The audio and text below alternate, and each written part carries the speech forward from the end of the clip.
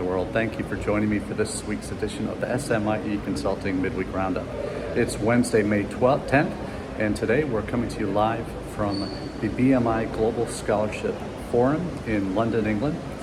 So giving me a chance to return to the land of my birth and a place where I got to spend first 2.5 years of my marriage growing up as an adult. But certainly some fond memories here, but it's great reconnecting.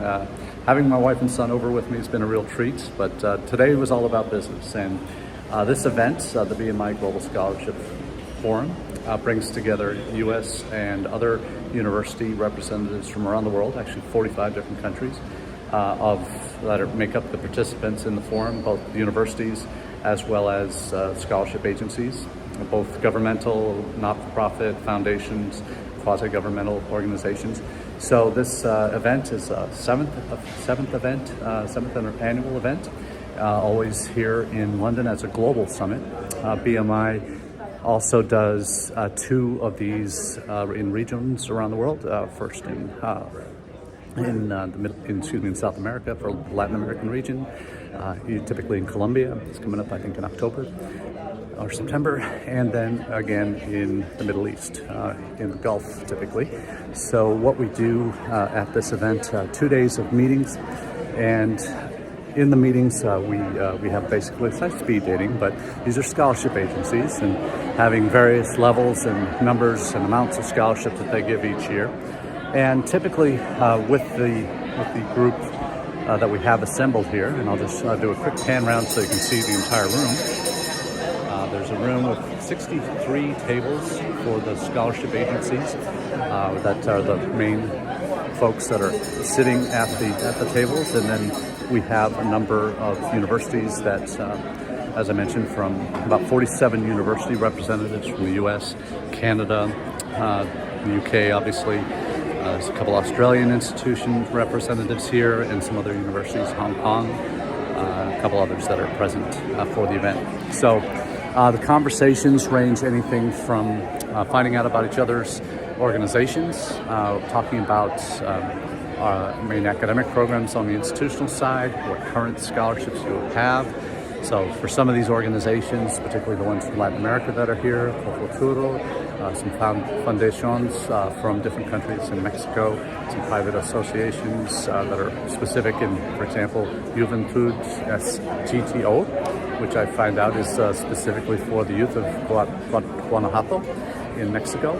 It's a state-sponsored association or foundation to fund study abroad for citizens of that state, Guanajuato. So we've got folks that are from ministries of education, different variations on that theme, Ministry of Education, Culture, Sport, and Science in some countries. Had opportunities here to meet with folks from the embassy, or not the embassy, the Ministry of Education, Higher Education in Iraq, and scientific research. They are doing something quite unique, a new scholarship program coming out that is more of a capacity development, faculty capacity development for universities in Iraq.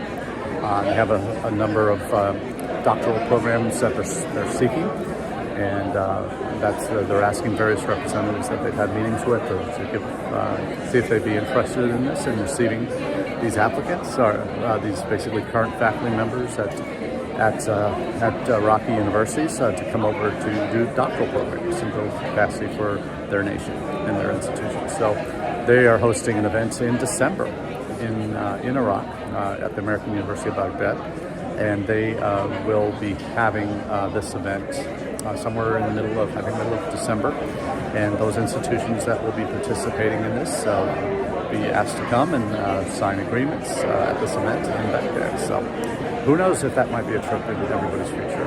Clearance and safety concerns obviously being answered as part of that. So a lot of exciting opportunities down the road with the results of this. And to be very honest, this is an event I've heard about for the last few years, but this is the first year that I've ever felt like I really need to be at this event. And we know, for those of us who've been in the business more than a minute, there have been periods in the last 20 years where a lot of our campuses have been not inundated, but certainly seen their fair share of sponsored students. It might have been Saudi wave that started in the mid-noughties that lasted until 2015 or 16 or so. There's a new mini wave coming from Saudi Arabia, but not nearly the numbers that used to be there. We saw almost at the same time the Brazilian scientific mobility students coming. They were generally coming for a year of English and some non-degree work, but certainly there were large numbers coming from them when Brazil made it into the top five of countries sending students to the United States at one point. But you see what these opportunities mean for us as university representatives that are always asked to bring in more students, and they're always asked to bring in more full pay students. And not all of the students that would come from these sponsoring organizations will be full pay, because some of them, particularly Latin American ones, where they're based, their funding model is based on loans that start as loans, but can be potentially converted to scholarships if they decide to return to their country and serve in the public service. Can get those loans converted into scholarships, so they don't have to repay them if they meet certain conditions. So there's some interesting opportunities out here, and again, it's not a cheap event to be a part of. It was $6,000 registration, but you're getting access in one room for 2 days, 65 different scholarship agencies from around the world in one place. Agencies that could, one or two agreements signed here are, as a result of these meetings, could lead to dozens of students or more, depending on which program we're talking about here. But certainly if you're looking at diversifying where your students are coming from, this kind of event can certainly allow you to achieve some of that, particularly if you have flexibility in the scholarships that you have at your institution, your ability, if you're a state institution, to potentially waive out-of-state tuition fees for a certain number of applicants from a certain agency or scholarship group. So there's a lot of opportunity here. If you get creative and you have flexibility in terms of what you can do with your scholarships made that you have institutionally, you may be, even if you're not a named school, because there are a number of agencies here that you have to be on certain approved lists, and we all know who those are. Many of them don't show up to this just because they don't have a lot of meetings with institutions that aren't going to be on their list and never will. But the ones that generally show up here are open to it. And some of them, I know we're not on their list, but I wanted to have a conversation with how do I get on their list. And some of them have very obscure ways of doing it. Some you have to jump through a lot of hoops. Some won't start that process unless there's a student who wants to apply to you. So it's always a little bit strange, cart before the horse kind of mentality, but certainly that is an option that is a reality that we want to, that many of these organizations will need to use as they consider who they're going to allow their applicants, scholarship students to go to. And certainly there's the need for quality control, and we can all talk about that every day, all day.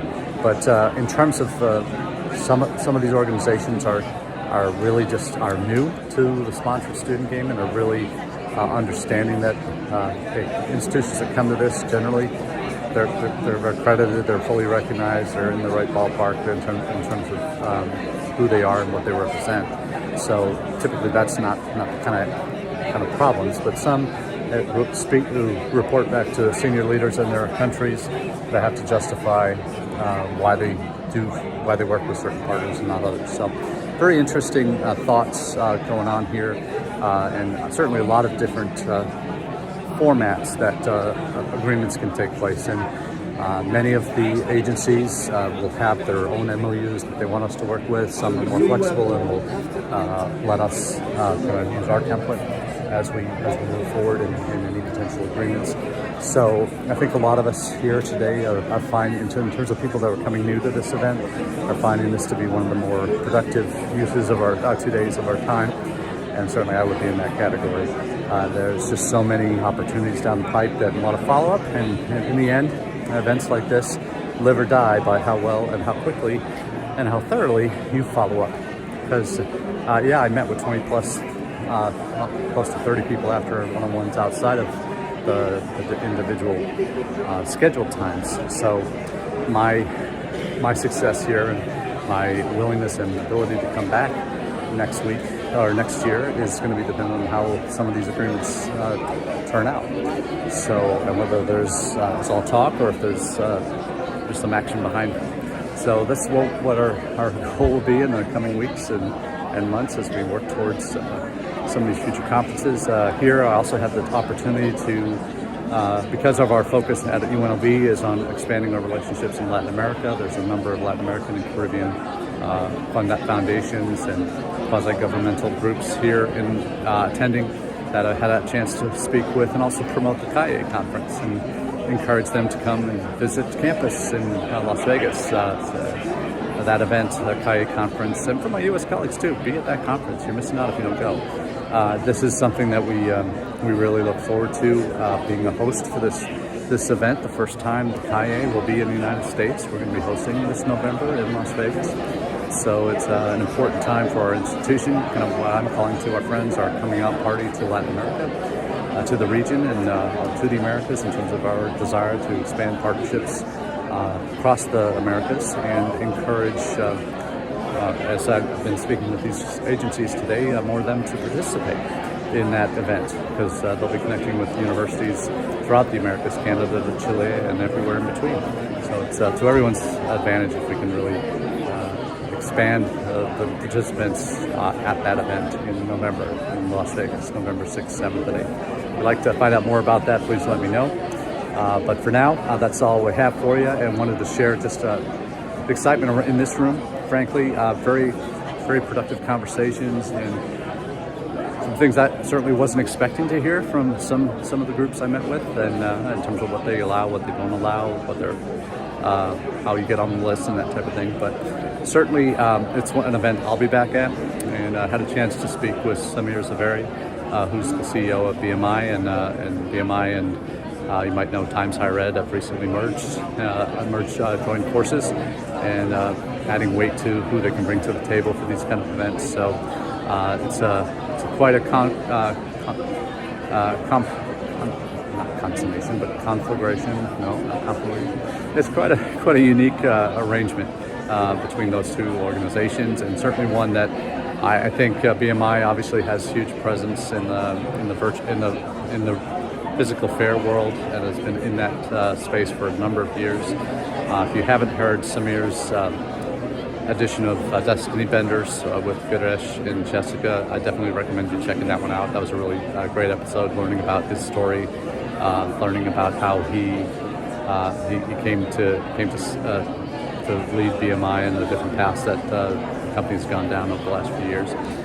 So certainly recommend checking it out, and certainly happy to share my thoughts privately if you have any. If you'd like to hear that feedback about this event and what the potential is down the road. So that's all for me for now. I wish you the very